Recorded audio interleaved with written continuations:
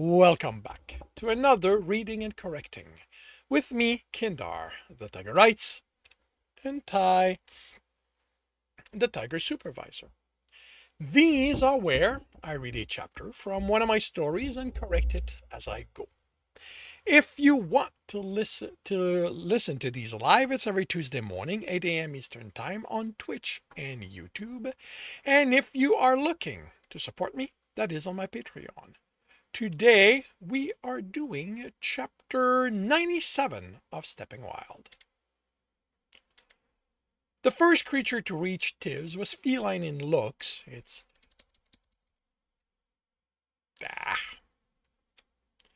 claws and fur were metal over stone, but it also had wooden horns.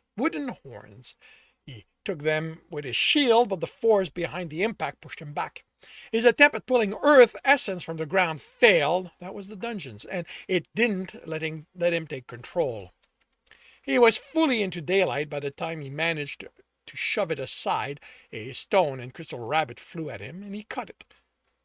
The feline sliced through his leg pants, and Tibs bashed it away with his shield for a stone wolf to land on him, sending him to the ground, teeth biting into his shoulder. He added an etching of corruption to the edge of his sword, removed its head, and hurried to his feet.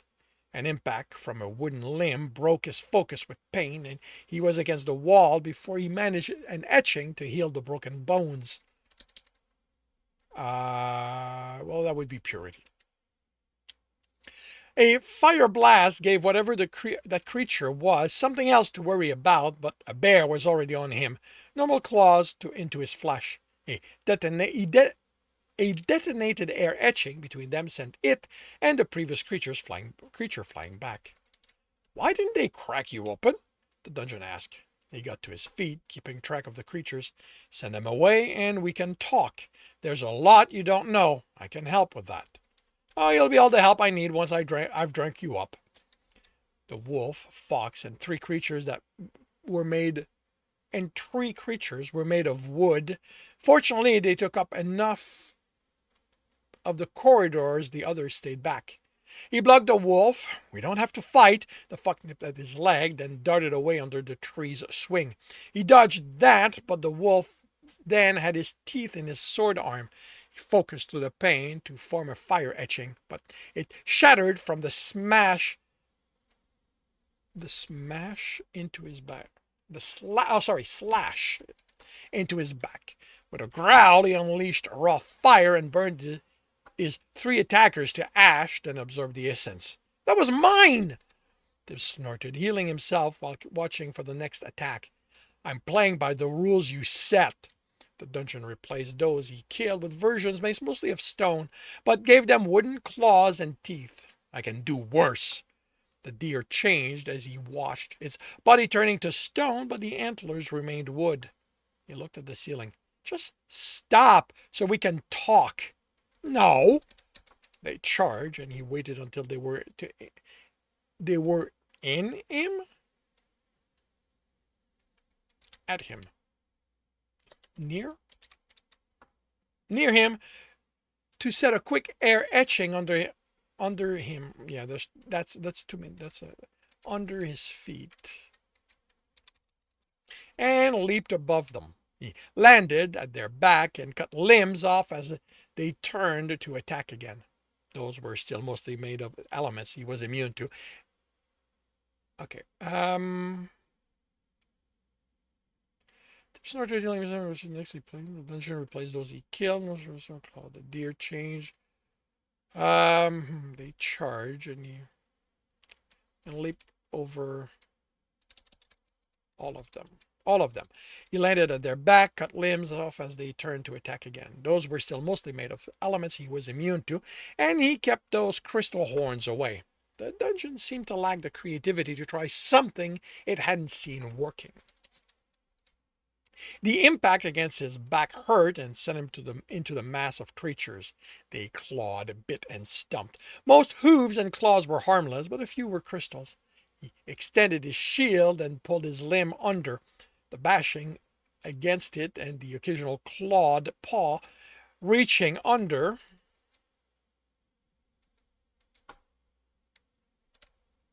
made focusing difficult, but he etched the air detonation one, then but he etched an air detonation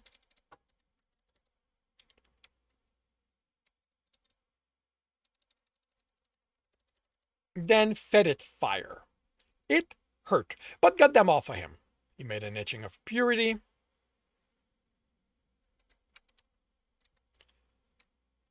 then fed it fever as he applied it. The pain that accompanied the healing was blinding, worked much. Okay, I'm missing words in here. The pain, the healing was blinding, but worked much faster. I need an it there, but it worked much faster. This is getting annoying. Crack already. The creatures weren't as injured as he hoped. Those of stone and metal barely showed damage. Crystal had broken off, but the only creatures rendered ineffective for fighting were those made mainly of wood or flesh. This isn't supposed to be easy for you either.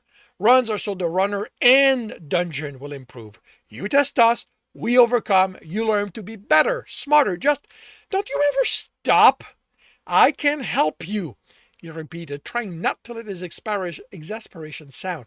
If you do things the way they're supposed to be done, you can get strong enough to have multiple floors, to have a city with runners coming in daily. He doubted it would listen, but any time he gave himself meant more healing. Things like you? All the time? Yes. He'd explain about people later. Coming in, breaking my creatures, and what? Leaving? Instead of me drinking them up? You absorb those who failed the test. I don't want some of them. They all rushed him. Blast of fever fed fire, etchings removed the flesh creatures. Fire blast took care of the wooden ones, as well as removing those parts on the others, leaving only crystal as the threat. But the dungeon hadn't seemed to notice his vulnerability to that element.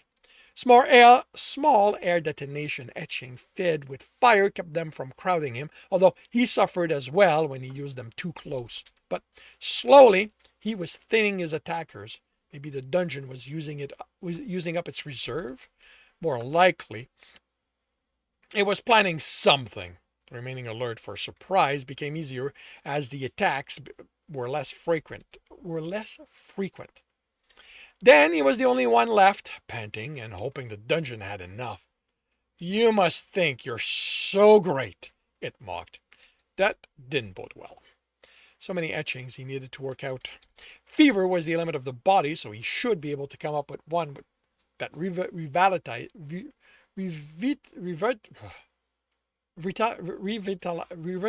him. Yeah. Maybe he'd have to use it with purity, since suffusing himself with it had taken away the fatigue along with the injury. After this, he had to go through every etching he hadn't already tested for how they reacted to being fed another element. Figure out which combination was the most effective against each element, then return to experimenting with new etching. He'd grown too complacent with his established ones of late. Nothing to say. It asked in a mocking tone. Nothing about how if I listen, you'll help me become the greatest dungeon. Tibs snorted. You've made it clear that's never happening. I don't have to listen to you. I'll know what you do once you're cracked open, and if it paused. If what? If you crack me open. You've sent a lot of creatures and I'm still uncracked. But you've leaked. You stopped it, but that shows you can be cracked. It paused. When it spoke again, Tibs was confident he heard a smile. And I have just the thing for that. The form that pushed out of the wall further down the corridor was twice his height.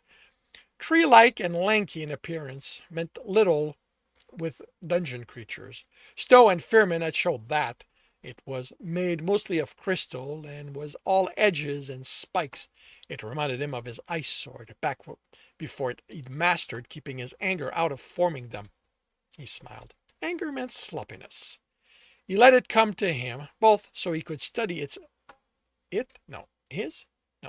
essence. Its essence and get a sense of what to expect. and for time to heal some more. He missed the near instant healing Fusing gave him. It was still a dozen paces away when it brought an arm down on him, extending it. His shield was up well before the impact, and the crystal shattered from it. But instead of scattering, the shards clung to his shield, growing over the edge and under it. He let go and flung himself back. He had a new one up in time to take the next attack, and it too, and had to leave it, and had to leave that one behind too, as the shattered crystal reached for him. He was up, another shield ready, but the creature was still. How did you get in here without me noticing? The dungeon asked. Tibs forced himself not to react to the ploy, but sensing back, muddied essence registered. He glanced over his shoulder as the dungeon asked, "Is that yours?" A copper-haired young woman in worn leather stood by the entrance, sword in hand and smile on her face. The metal between the leather layers told him who that was more than her word. "Fleet Fingers," she announced, pointing the sword at him. "Nibble Runner and all the other names you've gone by are wanted by so many cities. I'm finally going to get the respect I deserve." "You know what?" the dungeon said dismissively. "I don't care what you are." The etching formed too fast for Tibs to do more than react with one of his own next to the dungeon's, because any closer and the muddiness of the green stone would have disrupted it. They activated almost simultaneously, and the young woman flew back so fast from the combined effect, Tibs worried for her landing. Not that that would cause the most damage. Unlike his, the dungeon's etching expanded in all directions, cracking the walls. Ouch, ouch, ouch! Tibs raised his shield in vain. Didn't plan this all well at all. The dungeon continued. Ouch! His shield shattered from the unknown impact, and he slammed into the wall. When he was able to think through the pain of so many shattered bones, he formed the fever-fed purity etching, and that healing pain barely registered. He hoped his hair etching caught her first, and that she rode the second etching's force instead of being impacted by it. He hoped she survived. He wrapped his limbs in life essence and hardened that, then pushed away from the wall. You tried to kill her. The cracked walls and his healing bones made that clear. "How else was I going to drink her up?" He sounded annoyed. "But because you distracted me, it's outside my reach. Probably won't be anything left by the time it's dragged back in," it grumbled. "She had nothing to do with this." "It was here," it replied, sounding annoyed and puzzled. "What else was I going to do with it?" Tibs realized he'd held out hope he could make them see reason as it shattered. "You don't care." He couldn't see her anymore, but he imagined her broken body sprawled on the green grass. "I thought this fight would convince you there was a better way, but you just don't care." "Better than drinking you and it up?" it replied mockingly. "I don't think so." Tibs returned his attention to the advancing crystal. "Fine." He pulled the essence life out of it. "Then I'm done playing." And that concludes chapter 97 of Stepping Wild. If you are enjoying this, please leave a like. If you want to know when the next chapter will be up, subscribe and hit the bell. If you want to read this story, it is available for free on Royal Road. If you want to read ahead of that and support me in the process, that is on Ream Story, where where it is about 20 chapters ahead. And if you want to listen to these live, it's every Tuesday morning, 8 a.m. Eastern Time on Twitch and YouTube. Links are in the notes, and with that, I shall wish you a good day.